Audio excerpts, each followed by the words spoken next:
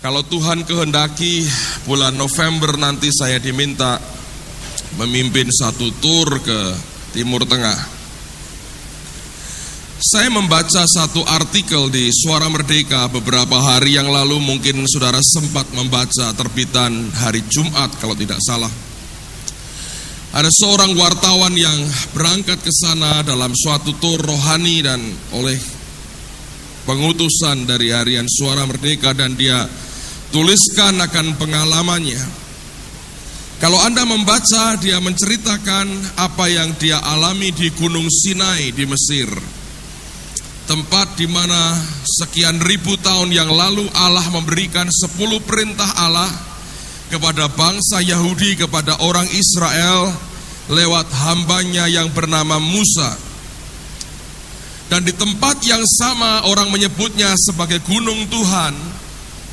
Kalau Anda masih ingat akan kisah dalam Alkitab, dalam kitab Keluaran, kita menjumpai bagaimana orang-orang Israel ketakutan dan tidak berani naik ke atas gunung itu, apalagi menjamahnya. Dan mereka hanya berdiri jauh-jauh dan mereka berkata, "Musa, biarkan Tuhan berbicara dengan engkau saja, kami menunggu di sini. Lalu apapun yang Tuhan katakan kepadamu dan kepada kami lewat engkau, kami akan menurutinya." Ada kegentaran yang dari Allah setiap kali Tuhan itu menyatakan dirinya. Tetapi kalau Anda baca di artikel Suara Merdeka hari Jumat yang lalu, tempat yang pernah dilawat Tuhan, di mana Allah hadir dan Musa melihat memandang akan wajahnya, di tempat di mana jutaan orang Israel yang terkenal tegar tengkuknya itu begitu gemetar, takut menghadapi akan Allah yang besar.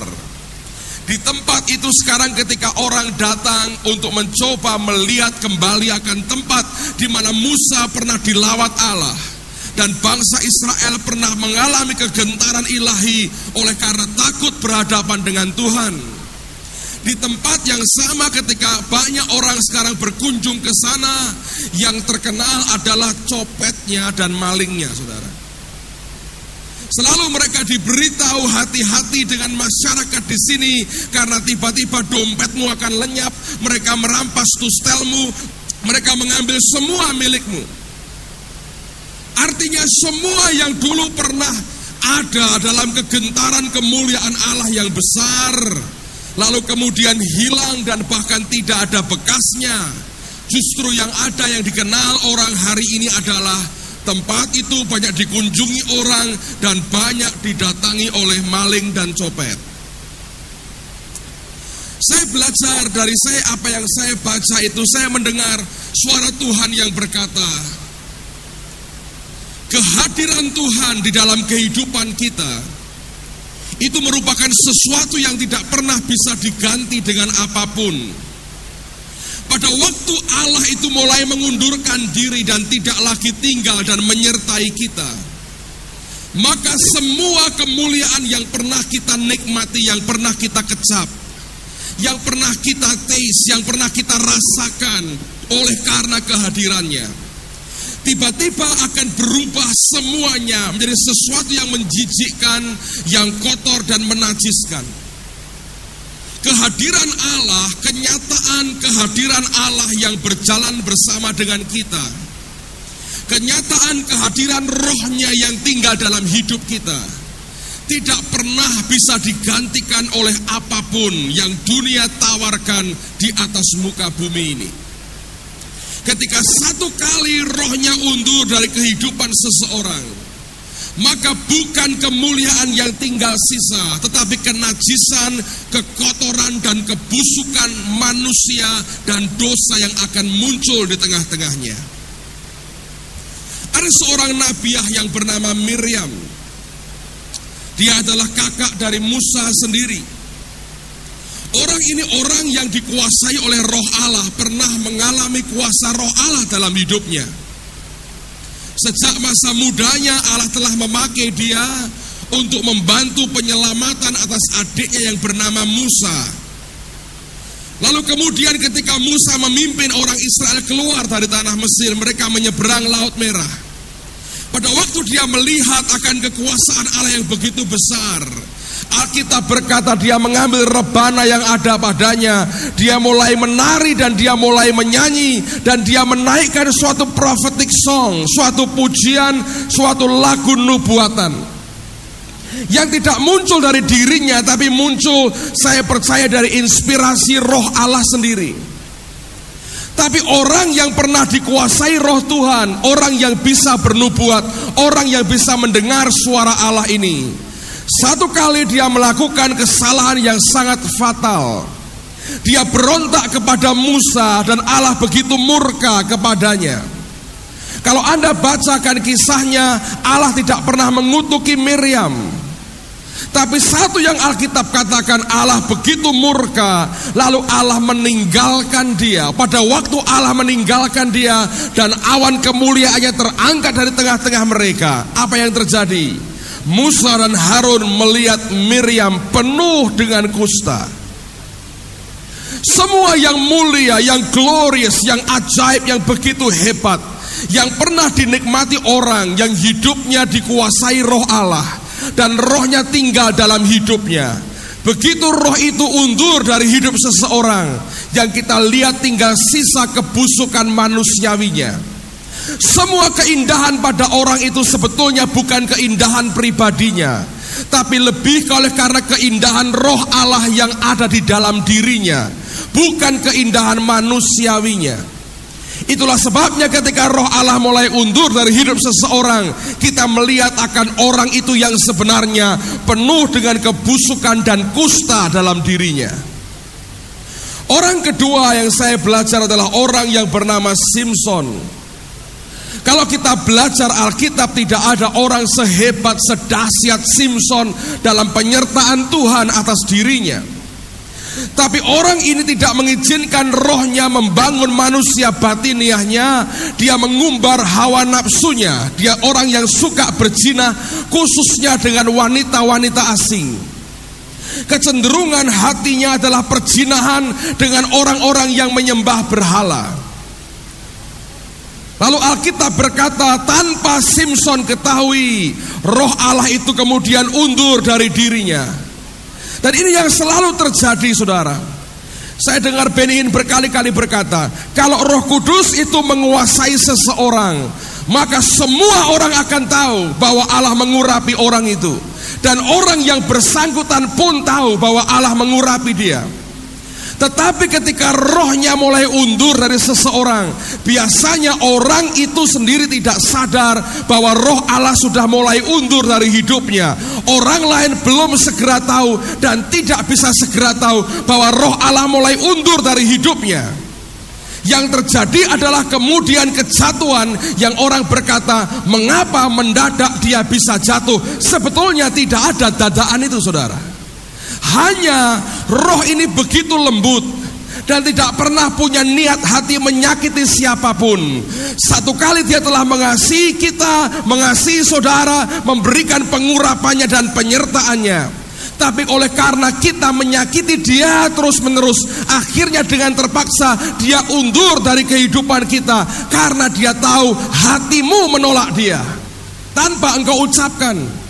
Engkau ingin kuasanya, engkau ingin berkatnya, engkau menolak pribadinya. Lalu pribadi yang begitu gentle, yang begitu lembut ini mulai undur dari kehidupan seseorang.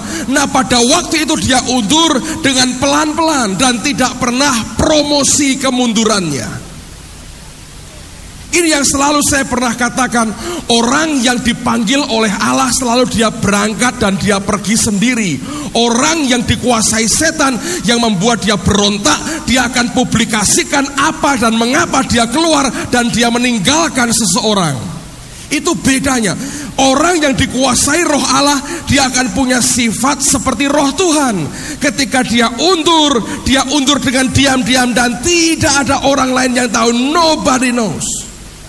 Tidak ada orang yang ngerti dan tiba-tiba orang itu kemudian lenyap tanpa ada orang tahu dan apalagi menyampaikan kenapa dia berbuat begitu. Simson tidak tahu apa yang terjadi. Ketika rambutnya dipotong, dia diikat lagi, dia pikir seperti biasanya aku akan lepas lagi. Tapi Alkitab berkata tidak itu yang terjadi, saudara. Dia diikat, dicungkil kedua matanya, dan dijadikan budak oleh orang Filistin. Allah kembalikan sesaat kekuatannya untuk dia menumpaskan musuhnya, dan dia sendiri mati pada waktu itu. Orang ketiga yang kita belajar adalah orang yang bernama Saul. Orang ini rendah dirinya luar biasa sebetulnya. Tapi akhirnya oleh kemurahan Allah, Allah mengurapi dia jadi seorang raja, bahkan raja pertama di Israel, Raja Saul. Selama Roh Tuhan menguasai dia, Alkitab berkata Allah Roh Kudus membuat dirinya menjadi manusia lain. Dia bukan manusia kebanyakan, dia manusia yang berbeda dengan orang kebanyakan. Kenapa? Karena rohnya tinggal di dalam hidupnya. Tetapi oleh karena pemberontakan yang terus menerus dia lakukan, dan Samuel berkata, oh, dosa bersihir itulah dosa pemberontakan, katanya. Dan oleh karena dia terus berontak melawan Allahnya, tidak pernah mau taat dengan pimpinan Roh Kudus dalam hidupnya. Satu kali tanpa Saul ketahui, Saul tidak pernah menyadari itu, Roh Kudus mulai undur dari hidupnya. Ketika rohnya mulai undur, tempat di mana roh Allah bertahta diganti dengan roh jahat, saudara. Setan selalu menunggu kapan roh Tuhan undur dari hidupmu. Pada waktu dia melihat roh Allah mulai undur dari hidupmu, dia akan segera masuk di tempat di mana biasanya roh Allah itu tinggal. Itulah sebabnya dalam batin manusia selalu didorong untuk berontak kepada Allah, menyedihkan, melukai, mendukakan rohnya, supaya rohnya undur dari kehidupan kita. Detik di mana rohnya mulai undur, roh jahat yang masuk menggantikannya. Dan apa yang terjadi? Daud melihat semua peristiwa itu di depan mata kepalanya sendiri. Sebab ketika roh jahat itu menghinggapi raja ini, dia yang bermain kecapi, lalu kemudian membuat roh jahat itu undur dari Saul. Dia melihat bagaimana roh itu masuk, dia melihat bagaimana roh itu keluar. Dia tahu betapa mengerikannya kalau ada pribadi ditinggalkan roh Allah dalam hidupnya. Mengerikan sekali. Dan tidak mengherankan ketika dia berzina dengan Batsheba, Allah menegur lewat Nabi Nathan, dan kemudian dia bertobat. Salah satu cerita pertobatannya adalah dia berkata apa? Take not thy Holy Spirit from me. Jangan ambil rohmu yang kudus daripadaku. Sebab dia ingat mertuanya. Ketika roh Allah undur dari mertuanya, setan yang menguasai dia. Ketika dia bertobat, dia menjerit dan dia berkata, beri aku hati yang baru, beri aku hati yang rela, beri aku hati yang bersih, bersihkan aku dengan hisop. Dan dia menjerit, jangan ambil rohmu yang kudus daripadaku. Dia tahu kalau sampai roh Allah undur dari hidupnya, setan akan poses dia. Masih banyak lagi contoh yang lain, saudara. Yudas misalnya. Orang ini pernah menyembuhkan orang sakit, diberi mandat oleh Yesus memberitakan Injil kerajaan surga, dipakai dalam pengurapan Tuhan yang luar biasa bersama 11 teman-temannya yang lain. Diberi kepercayaan pegang uangnya bendaharanya Yesus. Kurang apa kepercayaan yang diberi? Tetapi ketika akhirnya dia teraskan hatinya dan dia berkata, aku jual Yesusku. Tanpa Yudas ketahui, rohnya mulai undur ketika dia makan tubuh dan minum darahnya. Dan dia tinggalkan ruang itu. Seketika itu juga setan merasuk dia. Detik dia langkahkan kakinya dan tinggalkan Yesusnya, setan yang telan dia, saudara. Itulah sebabnya betapa pentingnya setiap orang percaya mengerti bahwa roh Allah itu bukan sekedar bahasa roh. Mengerti bahwa roh Allah itu bukan sekedar manifestasi yang kita sering lihat dan alami. mengerti bahwa pribadi Roh Tuhan itu adalah pribadi yang real dan konkret, yang punya perasaan, yang punya kehendak, yang punya selera. Dan Dia berikan rohnya kepada kita bukan untuk disakiti, tetapi untuk memberikan kekuatan sebagai penolong buat hidup kita, sebagai sahabat bagi kita. Dan tanpa Dia tidak ada satu orang pun yang akan tahan dan kuat, saudara. Banyak orang senang dengan apa yang kita buat setiap minggu, setiap Kamis. Engkau merasakan sesuatu yang berbeda. Tapi saya mau katakan itu bukan karena sesuatu yang membuat kita berbeda, tapi oleh karena satu pribadi yang hadir di tengah-tengah kita. Dan kalau kita datang hanya sekedar ingin melihat dan merasakan manifestasi pekerjaannya, kita kehilangan sesuatu yang sangat besar, yaitu pribadinya sendiri. Ini pribadi yang tahu kalau kita bicara tentang Dia.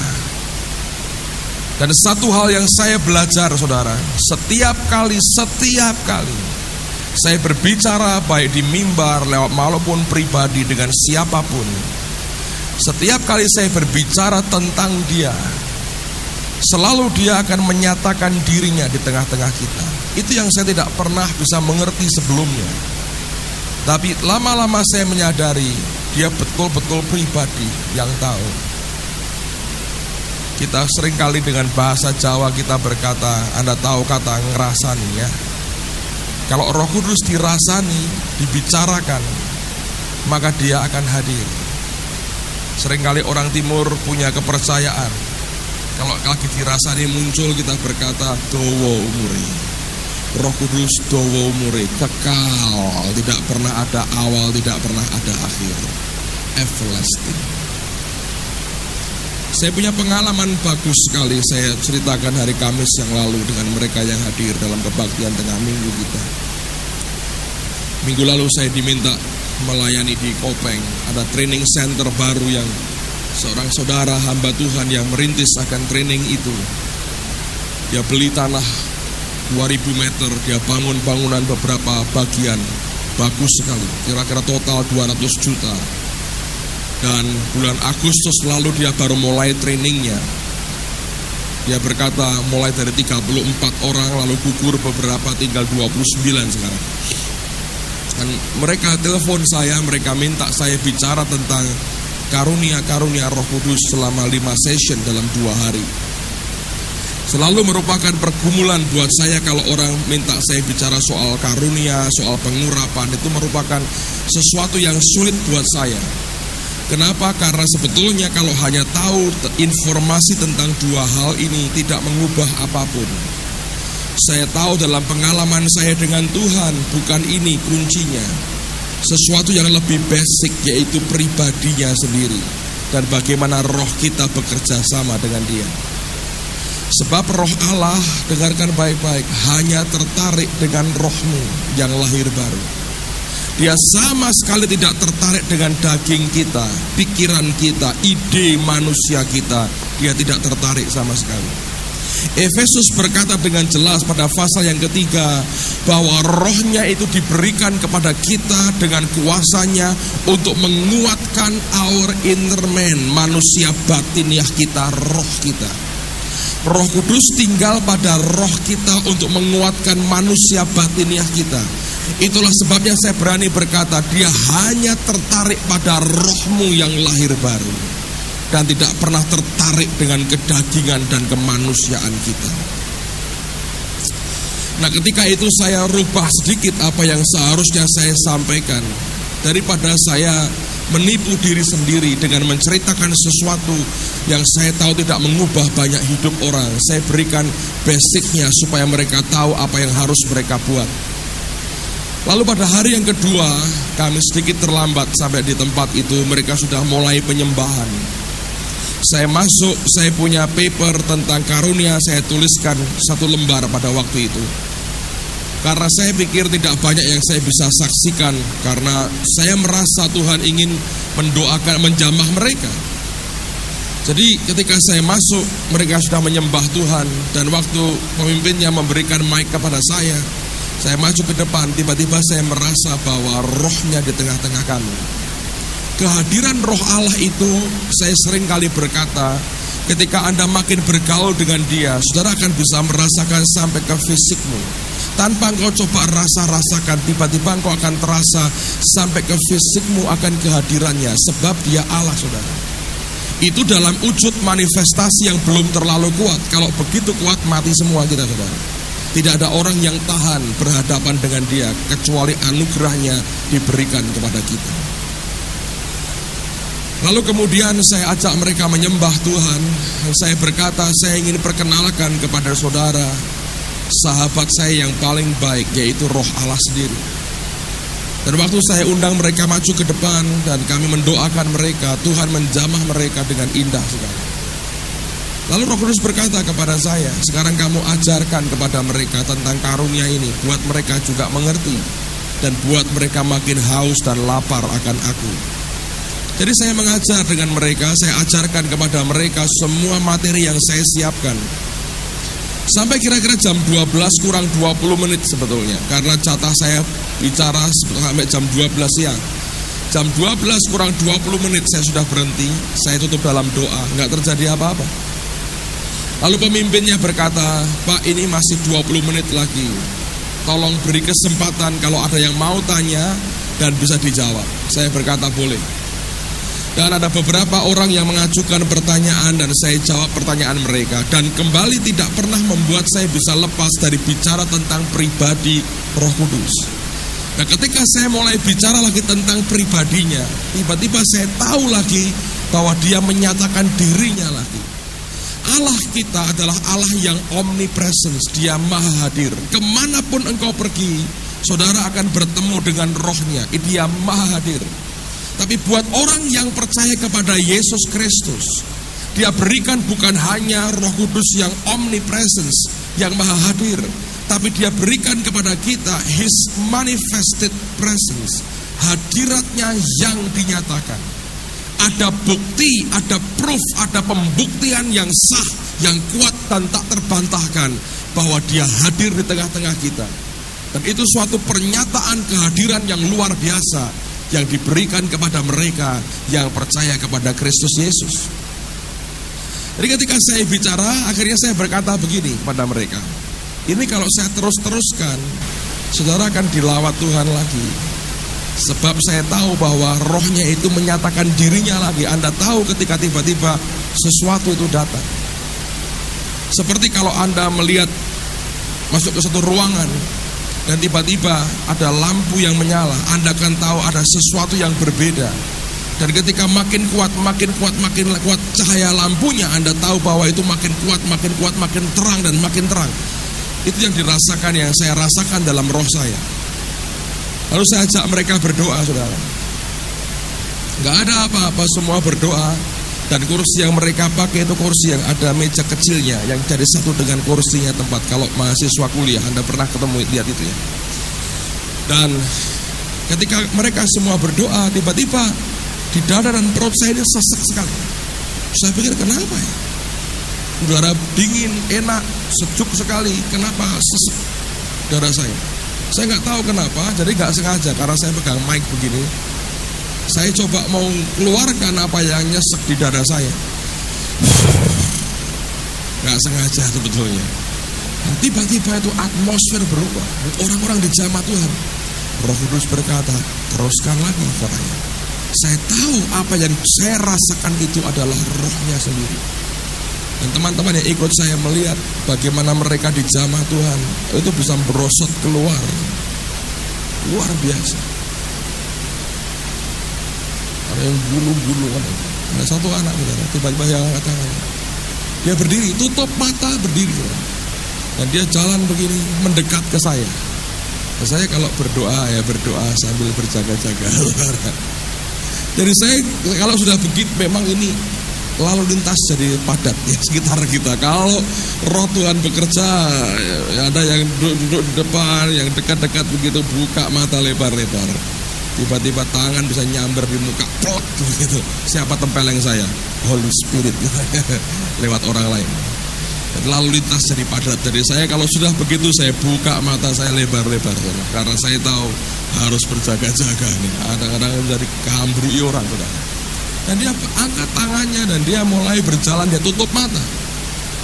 Dan dia bisa jalan dekat ke saya, makin mendekat. Tak pikir nih mau apa orang ini. Yang di belakang pemimpinnya sudah berdiri, pancang-pancang. Ini mau apa ini? Ini perempuan, angkat tangannya, jalan merem begini datangin saya. Saya bilang tak apa, tak singkir no. Mau saya singkirkan mejanya, nanti terus jalan nabrak tembok. Kasihan tuh nggak? Mau diapakan ini? Dan Roh Tuhan berkata, hembusi dulu. Jadi saya singkirkan mic saya sembusi. Bu Foni mau coba tangga nggak sempat. Saya lihat Allah itu luar biasa. Sampai kami tinggal makan siang, mereka masih tergeletak di lantai dan tidak bisa selesai.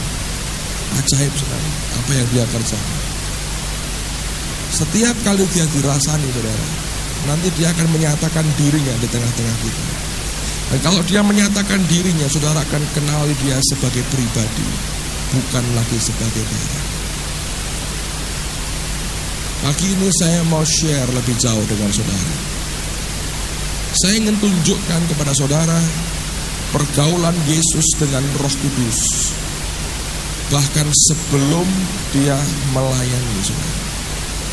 Saya mau tunjukkan ini lewat beberapa ayat. Saya berdoa akan membuka mata rohani kita. Mari buka Alkitab, Lukas pasal yang kedua.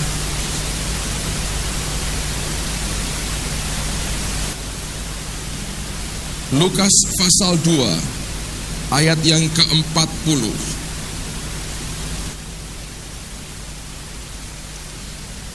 Mari kita baca bersama-sama. Saudara yang sudah mendapatkan, coba angkat tanganmu tinggi-tinggi supaya bisa lihat. Oke, mari kita baca sama-sama. Lukas 2 ayat 40. 2, 3. Anak itu bertambah besar dan menjadi apa?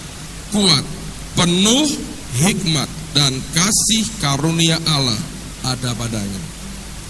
Ini bicara tentang Yesus sebetulnya. Saya mau tunjukkan dari tenses, dari waktu, dari bentuk kalimat yang dipakai di sini mengajar kita beberapa aspek yang penting. Yang pertama, kalau Anda perhatikan, anak itu kata firman Tuhan bertambah besar dan menjadi kuat, penuh hikmat.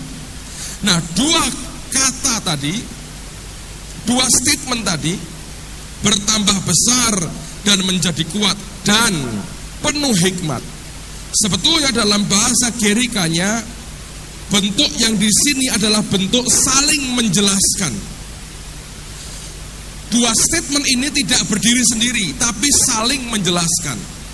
Sehingga sebetulnya kalau kita mau melihat pengertian yang lebih akurat, ayat ini berkata begini: anak itu bertambah besar dan menjadi kuat karena penuh hikmat. Nah, bukan hanya penuh hikmat, digunakan bentuk pasif sebetulnya. Dikatakan anak itu bertambah besar dan menjadi kuat karena dipenuhi hikmat. Itu yang pertama. Yang kedua, bentuk yang dipakai ini bentuk yang continuous, yang terus-menerus. Steady, continuous, uninterrupted action. Bentuk yang stabil, yang terus-menerus. Tindakan yang tidak terganggu sama sekali, yang tidak terputus, yang mengalir terus-menerus. Sehingga Alkitab menjelaskan Yesus ini bertambah besar dan menjadi kuat karena terus-menerus dipenuhi dengan hikmat. Dan yang memenuhi siapa? Bukan dirinya, by somebody else, oleh pribadi yang lain. Jadi kalimat di sini sebetulnya pengertiannya begini: anak itu, yaitu Yesus, bertambah besar dan menjadi kuat karena terus-menerus dipenuhi hikmat oleh pribadi lain. Sejak kecil ada pribadi lain yang terus-menerus memenuhi akan Yesus ini dengan hikmat. Sehingga oleh karena pribadi ini mengisi, memenuhi dia uninterrupted action, tindakan yang terus-menerus, yang tidak terputus-putus, yang terus diberikan, hikmat dialirkan, dipenuhi, maka semakin Yesus ini dipenuhi, dia makin bertambah besar dan dia makin bertambah kuat. Lalu siapa yang memenuhi dia dengan hikmat? Nah, sekarang mari kita lihat pada pasal yang sama, ayat yang ke-47. Lukas 2:47. Dan semua orang yang mendengar dia sangat heran akan apa, saudara? Kecerdasannya. Anda perhatikan itu. Dan segala jawab yang diberikannya. Kata kecerdasan dari bahasa aslinya sinesis. Nah, pengertian atau kecerdasan atau kepandaian sinesis itu seperti apa? Coba kita lihat, mari bandingkan dengan beberapa ayat. Efesus pasal yang ketiga. Mari lihat mulai ayat yang pertama. Efesus pasal 3 ayat yang pertama. Itulah sebabnya aku ini Paulus, orang yang dipenjarakan karena Kristus Yesus untuk kamu, orang-orang yang tidak mengenal Allah. Memang kamu telah mendengar tentang tugas penyelenggaraan kasih karunia Allah yang dipercayakan kepadaku karena kamu, yaitu, perhatikan, bagaimana rahasianya dinyatakan kepadaku dengan wahyu. Rahasia yang dinyatakan kepada Paulus itu, Alkitab berkata, dia berkata, dinyatakan kepadanya dengan wahyu, seperti yang telah kutulis di atas dengan singkat. Ayat 4. Apabila kamu membacanya, kamu dapat mengetahui daripadanya pengertianku, kata pengertian dari kata sinesis, akan rahasia Kristus. Berarti pengertiannya didapat dari apa? Wahyu. Wahyu akan apa? Rahasia Kristus. Siapa yang mewahyukan? Pasti Roh Kudus, saudara. Anda bisa melihat ini. Kata sinesis artinya apa? Pengertian, kecerdasan oleh karena pewahyuan Roh Allah sendiri. Ayat berikutnya. Yang pada zaman angkatan-angkatan dahulu tidak diberitakan kepada anak-anak manusia, tetapi yang sekarang dinyatakan di dalam siapa, saudara? Roh, kepada rasul-rasul dan nabi-nabinya yang kudus. Paulus berkata, pengertianku akan rahasia Kristus aku dapatkan oleh karena itu pewahyuan, diwahyukan oleh Allah kepadaku. Dan dia berkata kemudian pewahyuan itu di dalam Roh Kudus sendiri. Roh, R-nya huruf besar. Yesus itu cerdas, membuat ahli Taurat heran akan kecerdasannya. Dia cerdas bukan oleh kecerdasan manusiawinya. Dia cerdas oleh karena pewahyuan dari Roh Allah sendiri. Ingat, ketika dia berjalan di muka bumi 2000 tahun yang lalu, dia 100% manusia. Semua pengetahuan yang dia miliki bukan pengetahuan sebagai Kristus anak Allah, tapi sebagai Yesus yang terima pewahyuan dari Roh Allah sendiri. Sejak kecil, Yesus ini sudah bergaul dengan Roh Kudus. Dia terima pewahyuan, dipenuhi terus oleh Roh Allah dengan hikmat. Nah, hikmat yang dari surga memberikan sinesis kecerdasan, yaitu kecerdasan oleh karena pewahyuan, bukan oleh karena belajar dari Maria dan Yusuf. Kalau Anda baca Alkitab, berkali-kali Maria dan Yusuf tidak tahu apa yang dibuat oleh anaknya. Karena pikiran manusia mereka sangat terbatas, tapi Allah memberikan kepada Yesus hikmat yang berasal dari Allah, yaitu sesuatu yang ilahi. Dan Paulus berkata, pengertian akan rahasia Kristus ini dia dapatkan oleh karena pewahyuan, revelation. Lihat Kolose pasal yang pertama. Kolose pasal yang pertama, ayat yang ke-9. Kolose pasal pertama, ayat yang ke-9. Sebab itu sejak waktu kami mendengarnya, kami tiada berhenti-henti berdoa untuk kamu. Kami meminta supaya kamu menerima segala hikmat dan pengertian yang benar. Sinesis lagi. Dan untuk sinesis ini didoakan, dimintakan oleh Paulus. Kenapa gak dia berkata, saya mau ngajari kamu? Enggak. Dia berkata, kami meminta, kami tiada henti-henti berdoa untuk kamu. Berdoa apa? Kami meminta, katanya, supaya kamu menerima segala hikmat dan pengertian yang benar. Untuk apa? Untuk mengetahui kehendak Tuhan dengan apa, saudara? Sempurna. Banyak orang berkata, aku pengen tahu kehendaknya yang sempurna. Paulus berkata, aku mendoakan supaya Allah memberikan kepadamu hikmat dan pengertian yang benar, sinesis, untuk bisa mengetahui kehendak Tuhan dengan sempurna. Dan dari mana dia bisa mengerti? Dia berkata dalam Efesus, dia berkata itu dimengerti oleh karena wahyu, oleh karena pewahyuan, dan dikerjakan di dalam Roh Kudus. Yesus bisa mengerti kehendak Tuhan yang sempurna. Demikian juga Paulus oleh karena pewahyuan yang dia terima dari Roh Allah sendiri. Berapa banyak anak Tuhan yang kesulitan mengerti akan Alkitab ini? Kalau membaca susah, nggak ngerti, malah jadi obat tidur. Susah tidur baca Alkitab, wah manjur, gampang tidurnya. Daripada Valium, mari kecanduan. Baca Alkitab, satu pasal aja langsung hilang. Nggak ngerti apa yang harus dibuat. Sebelum engkau terima pewahyuan, nggak bisa.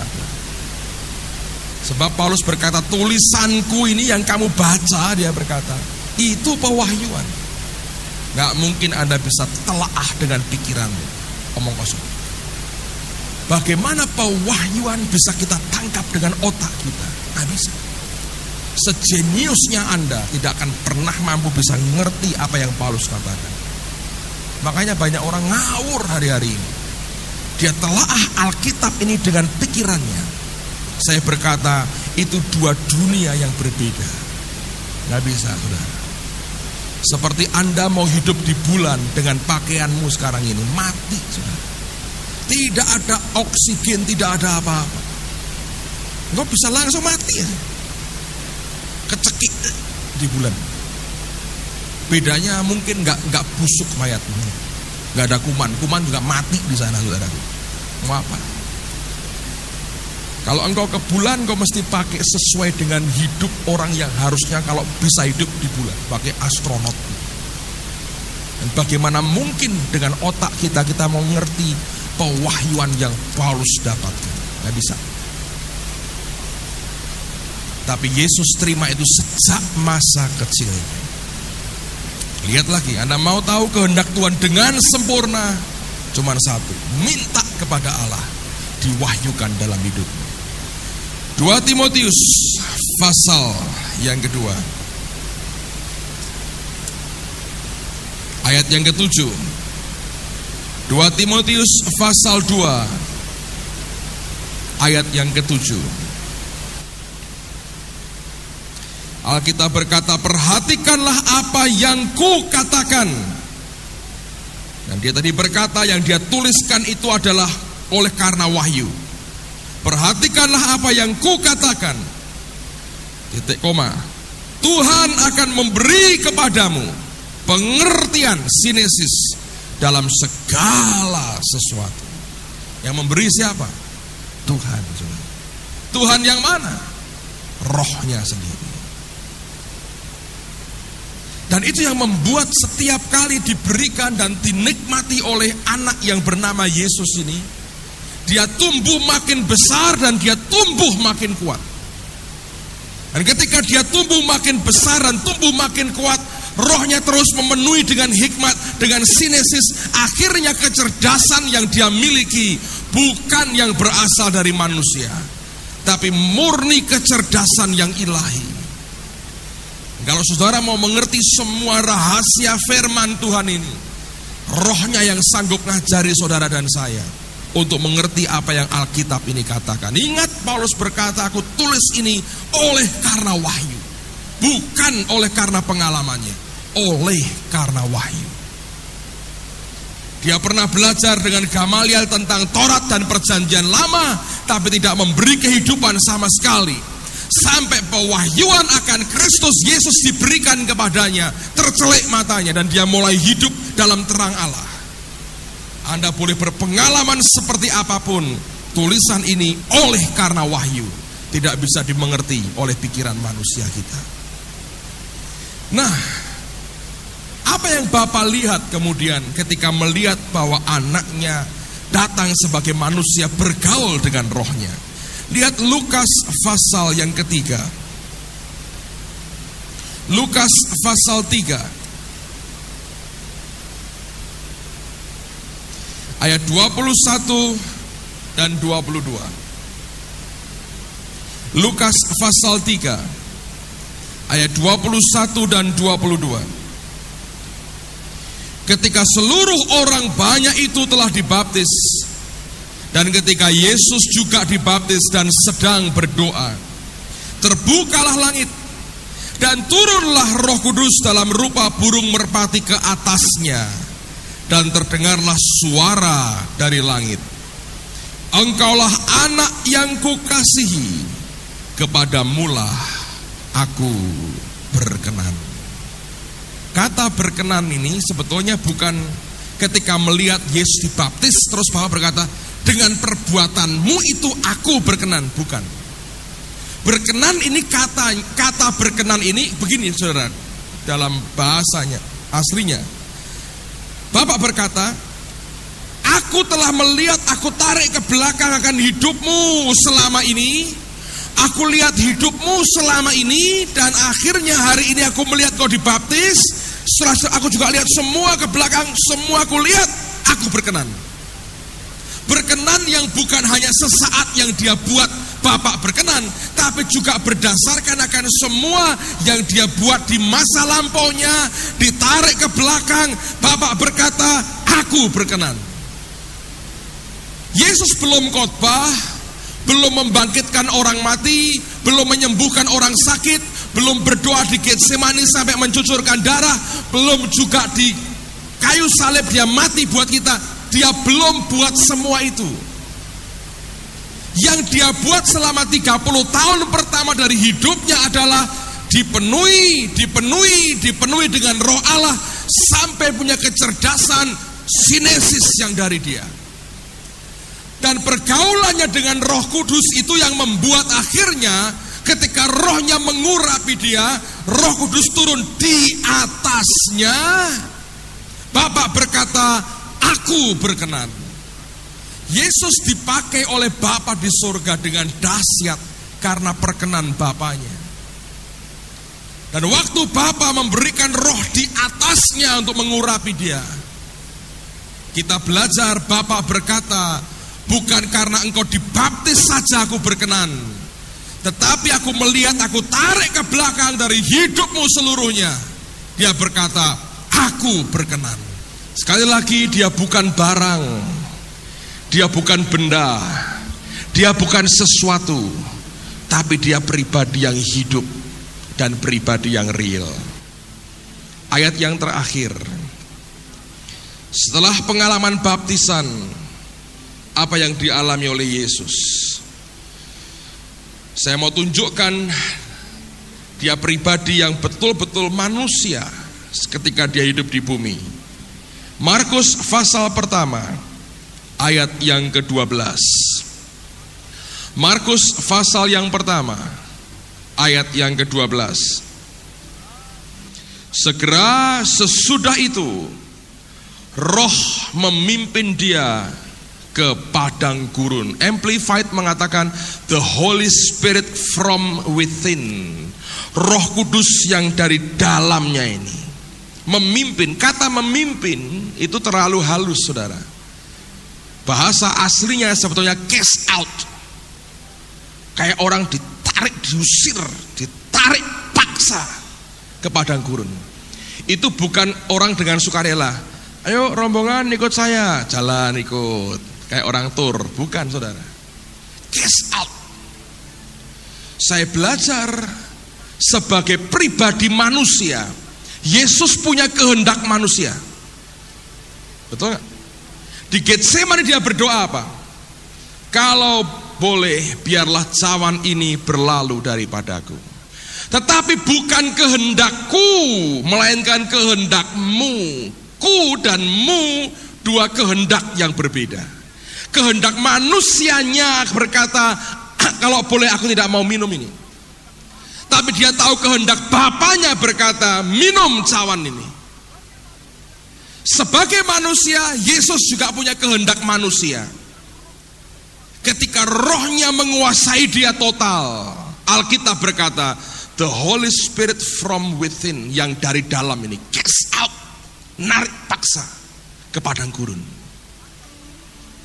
Ada penundukan diri yang dia buat. Dia berkata, kehendakku berkata aku tidak mau ke sana. Karena dia tahu akan ketemu setan di situ. Siapa tahu manusia yang suka ketemu setan? Kecuali anaknya setan, saudara. Ya. Ada orang baru konseling dengan saya, suaminya mati bunuh diri. Setelah dikubur, saudara, itu dia bilang, saya kalau lihat fotonya merinding-merinding, Pak. Kamar mandi iring-iringan sama anak-anaknya. Kamar mandi nyong, ayo ikut, tunggu di luar semua. Sudah belum, gantian gitu. Tidur iring-iringan tidur. Anda pernah lihat gitu? Kayak anak trowel lu, udah gini pernah? Ini mungkin ada orang-orang juga di rumah begitu. Mah mau ke belakang, oh iya, Pak ikut sekalian. Iya, sepur-sepuran ke belakang, nungguin anaknya di belakang. Selesai, jalan lagi bareng-bareng. Satu bilang, aku mau tidur nih, ngantuk besok kebaktian. Enggak, ini filmnya seru nih. Udah sudah tidur sendiri. Wah jangan, bareng-bareng aja. TV dikeloni, aku urun karena ketakutan. Anda ngerti, orang ketemu setan gak seneng? Anda bahagia ketemu setan? Gak bahagia. Coba lihat rumahmu kalau angker gitu. Ini kan serumah rukun, iring-iringan gitu. Iring-iringan rukun gitu. Makanya rukun-rukun sendirilah, supaya Tuhan tidak perlu pakai setan merukunkan rumah tanggamu, saudaraku. Kalau rumah tangga sering ribut gitu ya, waduh. Kalau Tuhan berkata, ini hamba Tuhan tak pakai nggak bisa, pendeta besar tak pakai nggak bisa, nabi-nabiah tak pakai semua nggak bisa. Udahlah, pakai setan aja katanya. Kasih gendruwo 3 gitu. Ini kan iring-iringan rukunnya nggak karuan, saudara. Lihat, nyuci piring ya bareng, mau apa bareng, iring-iringan tidur sak, kerumpuk-kerumpukan rukun dipaksa oleh karena gendruwo 3 gitu, saudara. Jangan ketemu-ketemu yang begitu, saudara ya. Yesus juga ngerti. Waduh, aku dibawa ke padang gurun, ketemu makhluk itu. Manusianya berkata aku nggak mau. Nah bener toh, saudara. Datang bener toh. Batu suruh ngubah roti. Kalau itu roti Francis ya enak, saudara ya. Kalau batu suruh ngubah roti, kalau Anda lihat itu, tapi dia taat. Itu rahasia sebetulnya. Dan sekali lagi dia adalah pribadi. Saya berdoa saya bisa teruskan pelajaran ini beberapa minggu sampai tuntas, supaya saudara makin kenal akan pribadinya. Tutup Alkitab saudara. Mari kita berdoa sama-sama.